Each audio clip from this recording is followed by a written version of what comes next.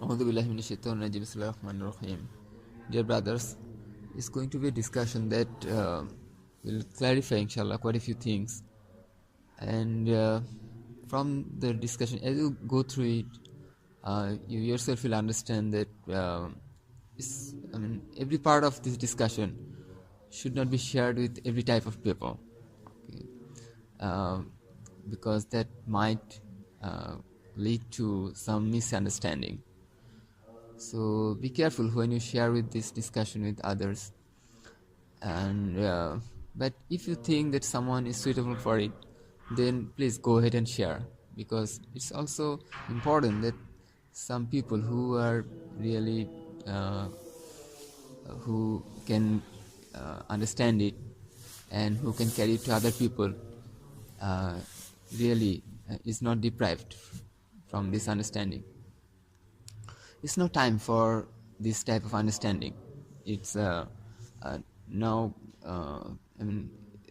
the effort that Ilyas Rahmatullahi started is almost 90 years old. So it's approaching 100 years. So now it's going to be a new stage according to some hadiths. And so a new level of understanding among massive people. Okay, few people definitely always had the right understanding, but now inshallah massive people will have the real understanding. And that's why we are now having this discussion. It may look like a long discourse, but it and maybe it may also sound like a set of speculations, but in fact these are real facts. One should have yaqeen. Okay, I'm telling it out of my yaqeen. Okay, not as some speculations or like some hypothesis. Okay, it's out of my yaqeen I'm telling all these things. Okay, so let's now begin our actual discussion. See, Deen has been descended by Allah. Deen is divine, and the prophets carried it to us people. Now, no part of Deen is man-made. The whole of it is divine. Allah made the whole Deen. And our success lies only in Deen and nothing else. Every part of Deen we are supposed to understand and we are supposed to follow. It's not something that we should be hidden from a part of it. Okay, well, yeah, in some cases some people may have the priority that he understand this part earlier than the rest. Okay, because some part which one should understand later, if he goes ahead and learn earlier, may confuse him. Okay, or may lead to some misunderstanding, but that's a different thing. But the whole Deen is supposed to be understood by people, followed by people. Okay, according to in some procedure. Okay, so Allah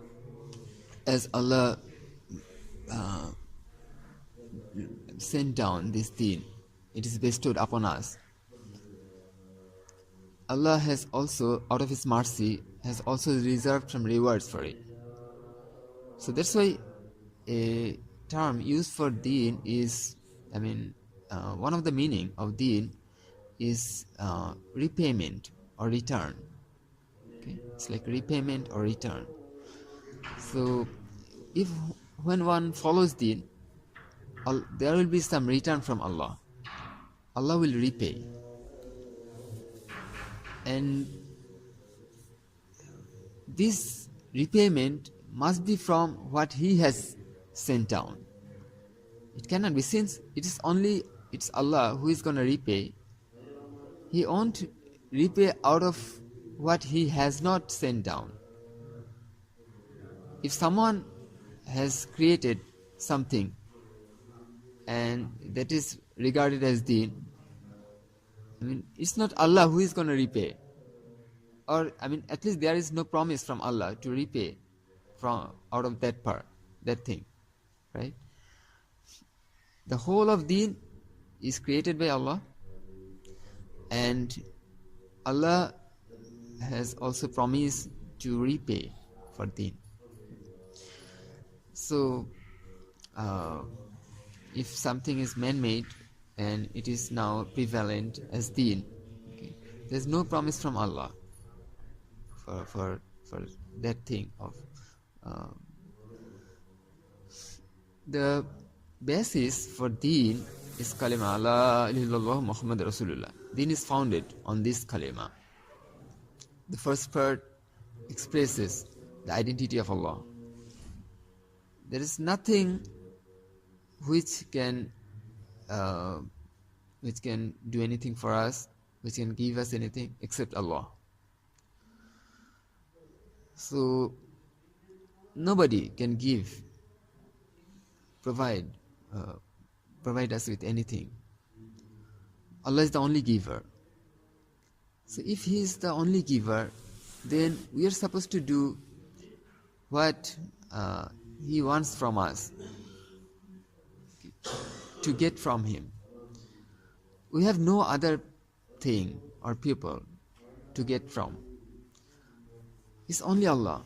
So we have to do what He wants from us, and so, I mean, what Allah prescribes for us. So just that the thing we need to do, and that is suggested or prescribed in the rest part of the kalima, Muhammad Rasulullah.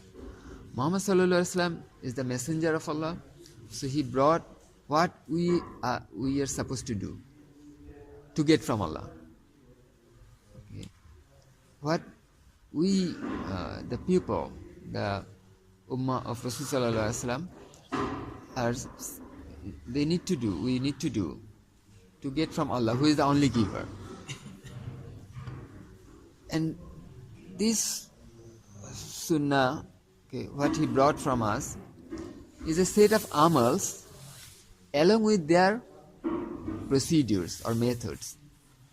The whole life is a compilation of amals. Every moment here we are supposed to spend in amal. So it will be a combination of many different amals, one after another. So that's how we are supposed to spend our whole life. So he brought what amals we need to do at what time. Okay. The ilm of what He brought tells us what amals we need to do at what time. And the method of that amal, how we do that, along with the method. So that's how the whole deen forms. It's founded on this kalima. Allah is the giver, and to satisfy Him, to get from Him, Allah is the only giver. To get from Him, we need to do, okay. Well, for non-Muslims, they think that different things in the world provide them, and so they try to acquire different things and use them the way it looks like that they would get something out of them, out of those things. So for the non-Muslims, they will actually rely on different things, and for them different things or asbab is the medium to get from Allah, because they are not acquainted with amals. So for non-Muslims, they will try to acquire amal, different things. They will use different things, and these different things will be their medium, based on which Allah will give them. It is still Allah who gives the non-Muslims, but the medium here are the different things. okay, asbab. But for Muslims, it's only amals. It's only amals. Because they have belief or conviction in this kalima. So they know the real fact. So it's only amal based on which we can get from Allah. Okay. Well, of course, it's also possible that even for Muslims, Allah has given something, even when He did not do amal. Okay, but there is no promise. Okay, what I try to mean, there is no promise except the amals. Okay, based on which, out of which Allah would give. Now, since the whole deen is, in this deen, or a part of this deen is the efforts of deen. For us, the ummah, a part of deen is the efforts of deen. And these efforts of deen has three different classes. Dawa, talim, and tazkiyah. Dawa, talim, and tazkiyah. Okay. So for these parts also, for this, like the whole deen, since this efforts of deen is a part of it, it also, it is also something that is taught by Allah, that is sent down by Allah. Okay. Now, deen, Allah sent via Jibreel alayhi salam.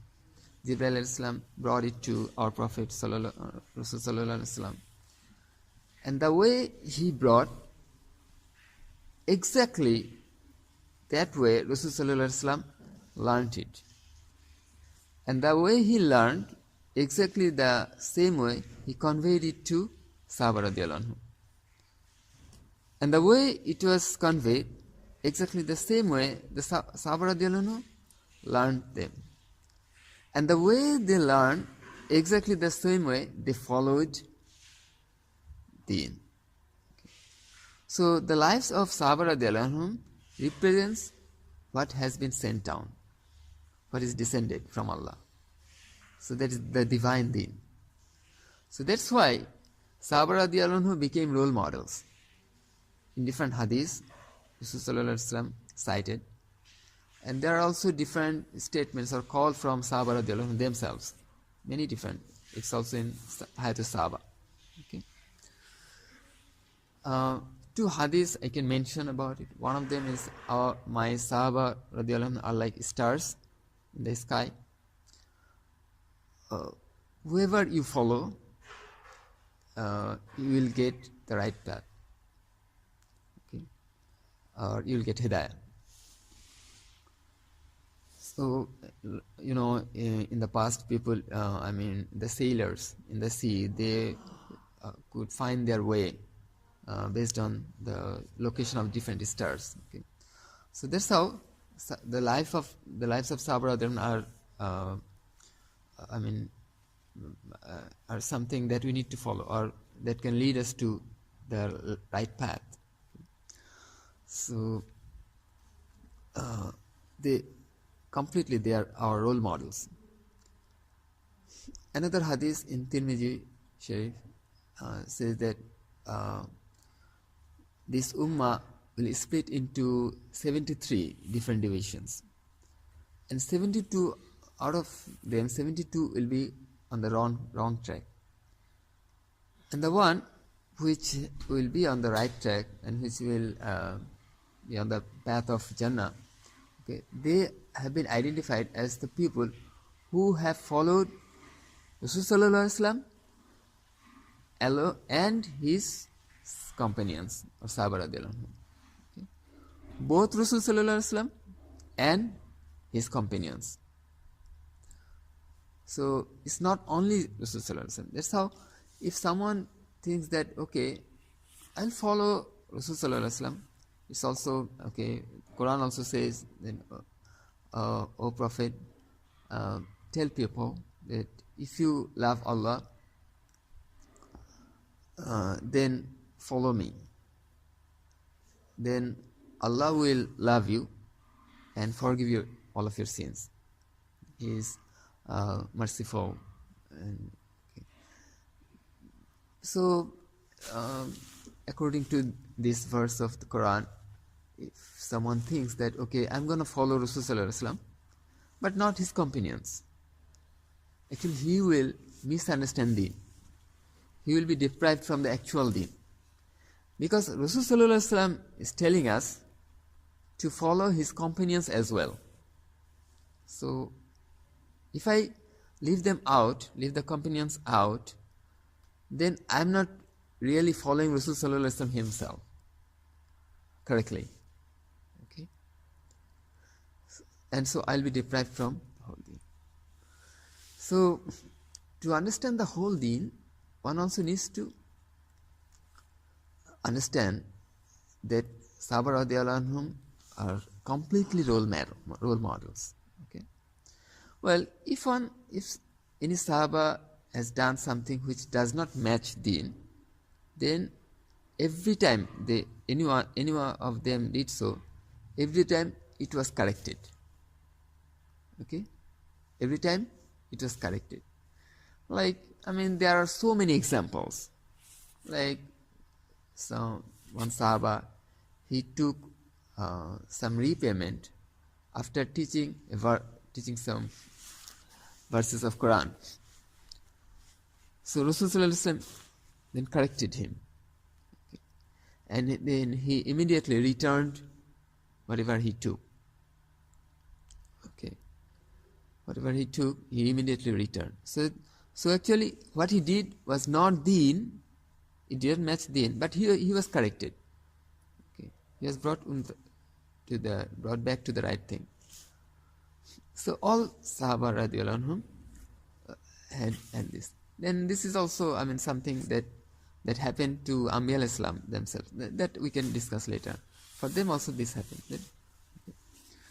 So they represent the whole deen. So this means that if someone fails to understand that they are our role models, then they will not have the right notion about deen, which will be a question in the grave. And the grave is the most important stage for us, for any of us. The most, if someone can, overcome the grave well, then the later stages will be very easy for them. This is the first stage, and this is the most important stage. We know that Usman radiallahu anhu used to weep a lot about what happens in the grave. So this also, it also turns out that when someone can answer the questions in the grave properly, he actually has done something very good for the rest part. Okay. See, in the grave, he will be inquired about what he possesses in his heart, his notions in his heart. That's what the angels will inquire. Not exactly what he did, not his amals, but what notions he possesses in his heart. Okay. He will later be inquired about what he has done on the day of judgment, his amals.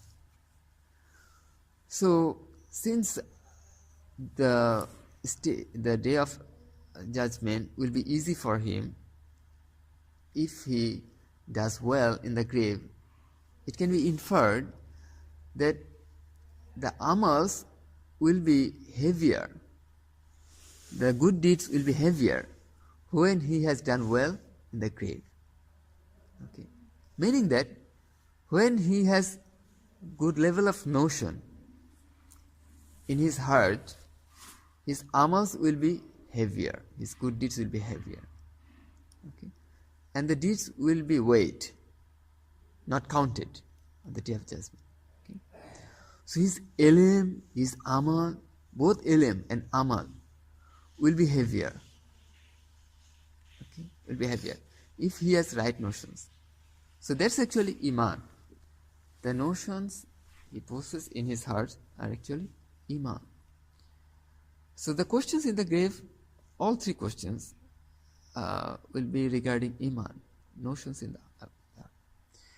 If he doesn't possess good notion about, or right notion about Allah or Rabb, then he will be in trouble in the first question.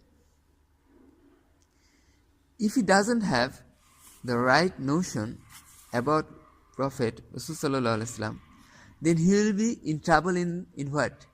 In the second question. And about the third question? If he doesn't possess right notion about Sahaba radiallahu anhum, he will be in trouble in the third question. That's what we have explained.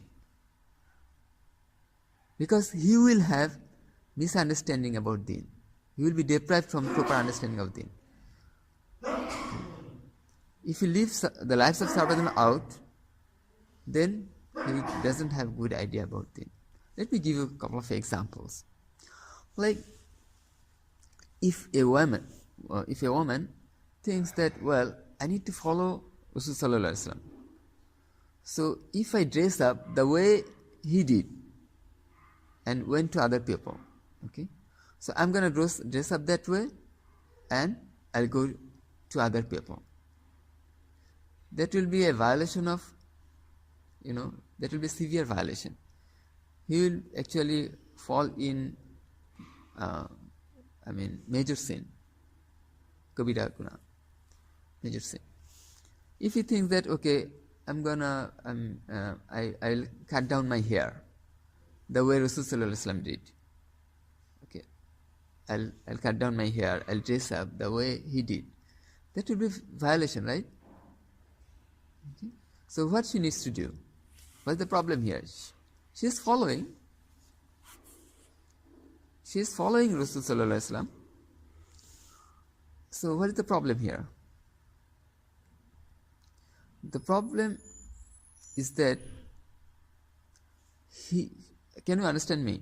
What is the problem here? Tell me. What is this? Why she is following Rasulullah, but how? She is committing a major sin. Because she left the companions of Rasulullah out. If she looked at the lives of the female Sahaba, or Sahabi radiallahu anhunna, then she could find out the correct deen. The female Sahabi, they didn't keep their hair the way Rasulullah did. They didn't dress up the way Rasulullah did. They dressed up differently. They kept their hair differently, right? So a woman needs to actually look at both Rasulullah and Sahaba radiallahu anhu. So from the female Sahabi radiallahu anhu, she'll be guided properly. Okay. If a woman prays Salah the way Rasulullah did, it will be wrong. She needs to check how Fatima radiallahu anhu prayed Salah, how Aisha radiallahu anhu prayed. The wives of Rasulullah, the daughters of Rasulullah, they didn't do wrong, because they all Sahaba radiallahu anhu are role models. So why are you leaving them out? These days some women pray the way Rasulullah prayed. So were the wives of Rasulullah wrong? Were the daughters of Rasulullah wrong? So they need to look at what female Sahaba, how the female Sahaba prayed Salah, right? But whom she would look at? whom? Any female Sahaba. Because all Sahaba radiallahu anhu are role models. So any of them, all of them are like stars in the sky. Okay? Any of them you follow, you will get the right path. So any of them they can follow. Okay? So this is why the next part of this ummah, tabi, or the subsequent part, tabi, they also, when they try to deviate and when they try to derive deen, they always keep the lives of Rasulullah in front of them, along with Quran and Hadith. So it is not only Quran and Hadith, but also the lives of Rasulullah and the lives of Sahaba, which they put in front of them to derive the real deen. Brothers, can you understand me? Yes. Okay. So like one famous tabi, I'm sorry I can't tell his name, he was saying that in the case of wudu, it is mentioned in the Quran that one should wash up to his elbow. Okay. But if we found that Sahaba, so that's what mentioned in the Quran. But he said that if we found that Sahaba radiallahu anhu washed only up to his what is called, what this part is called, the wrist, up to his wrist, then we would also wash up to that part, only up to wrist. Okay, not beyond that. So, and then we used to analyze the verse of the Quran such that it concludes that in wudu one should wash up to the wrist. Got it? Isn't it interesting? It is stated in Quran that one should wash up to his elbow when he performs wudu.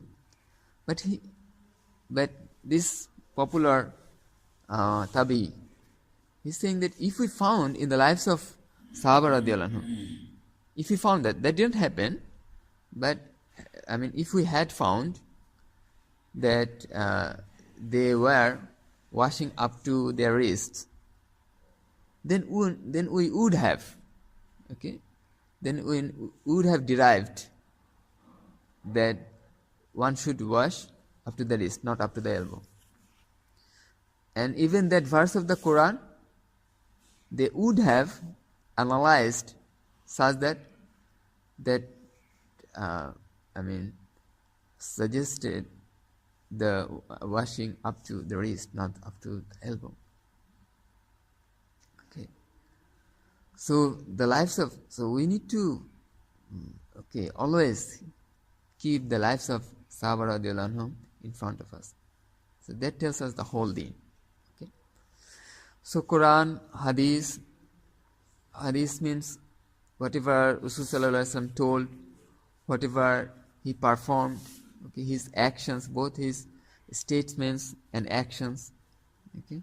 Quran, all these things are the base of deen. How we can derive the actual deen based on this thing.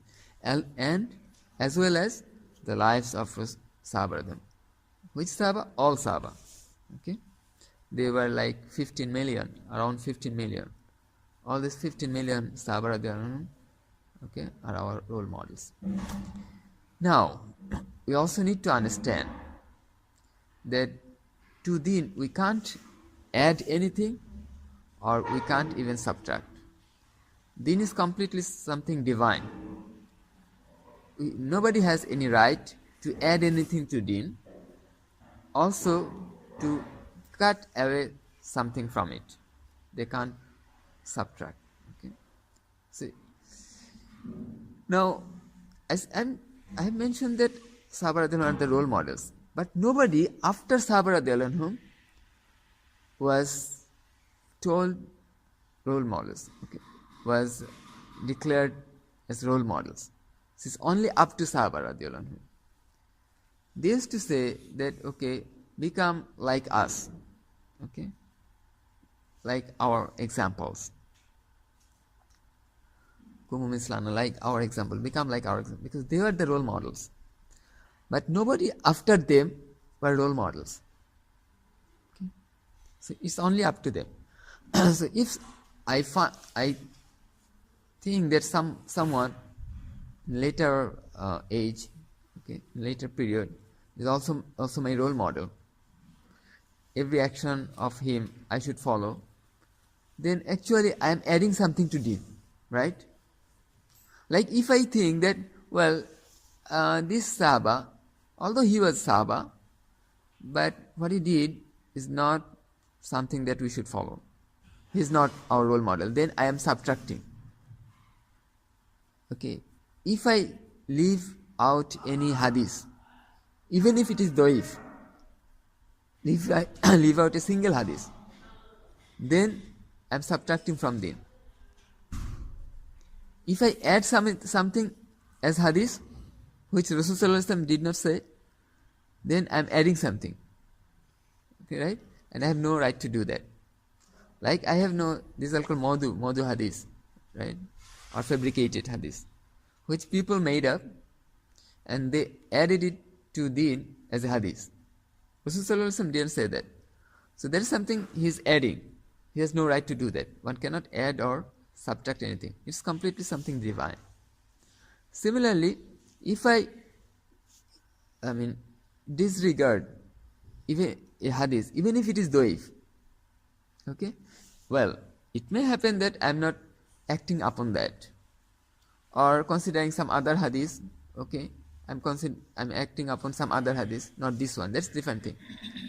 But if I disregard, if I declare that I don't, although it is doif hadith, it is proven as a doif hadith, I said no, this is, I just leave it out, then no, I can't do that. Okay. Similarly, the Sahaba radiallahu anhum, they are the role models. If I don't consider them as role models, then I'm subtracting, which I am not allowed to do. Also, if anyone after them I consider as role model, then I am actually adding something. Okay. So the saint people after them definitely have a lot of good deeds, okay, and which we can follow. But if a saint person, a devout person, okay, after them, pious person, has something which does not match with Sahaba radiallahu anhum, then that thing we are not supposed to follow. Okay? That thing we are not supposed to follow. A major problem these days is that some people revere some high ranked people. This is fine, this is good, but they pay heed to them without checking whether they are right or wrong. Okay. A man may be a very good scholar and pious, okay, but it is not still guaranteed that he would always say right. It's not always guaranteed. So it's we should always check whether his actions or statements are following sunnah or not before we adopt them. Before I follow the footsteps of somebody, I do something because that person has done it. Before I do that, I should check whether that action really matches with Sahaba or not. Because his 95 or 98% may be matching, but this particular action may not be. So before I follow his, I do an action just because he is doing, I need to check. Okay. Similarly, whenever he says something, I should check. If I feel any doubt, I should check whether it is really matching or not. It's not like, wow, a man of this kind, of this rank, is saying, so I must accept it. because of the reverence, the reverence for him, I just go ahead and adopt whatever he is saying. That's a great mistake.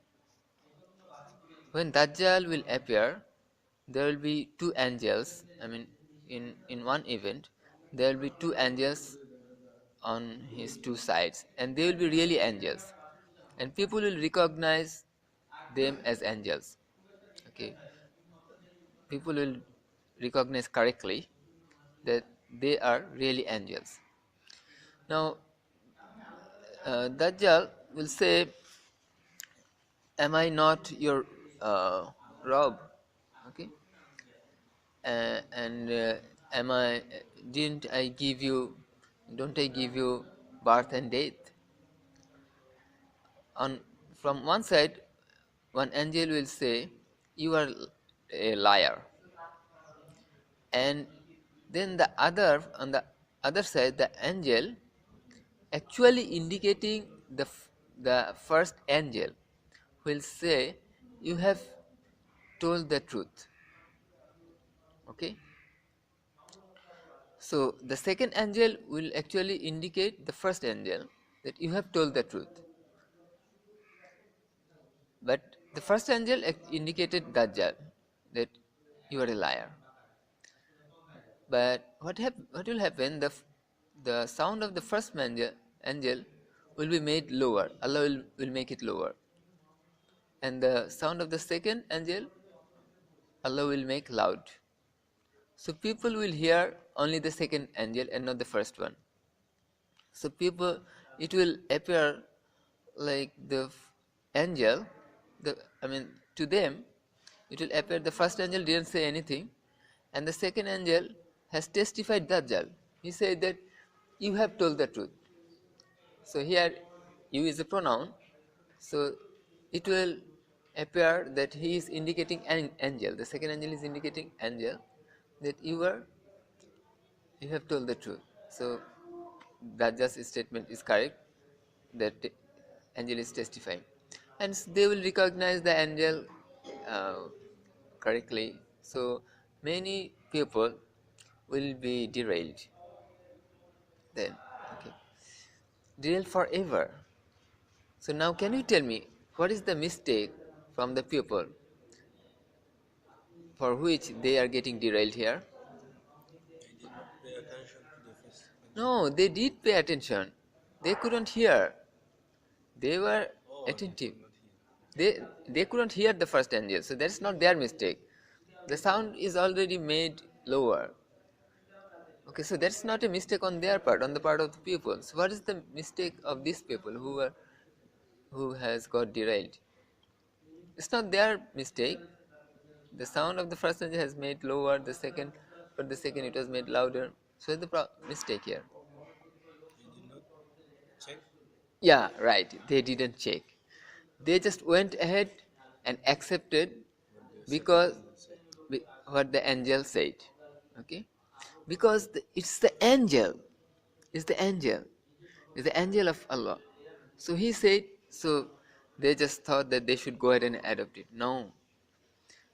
Even if he is the angel, one needs to check whether it is matching with what Rasul Sallallahu Alaihi Wasallam brought, what there is in Quran, Hadith, what there is in Sahaba Radiallahu anhum, whether it is matching with that or not. Even if he is an angel, his statements one should check.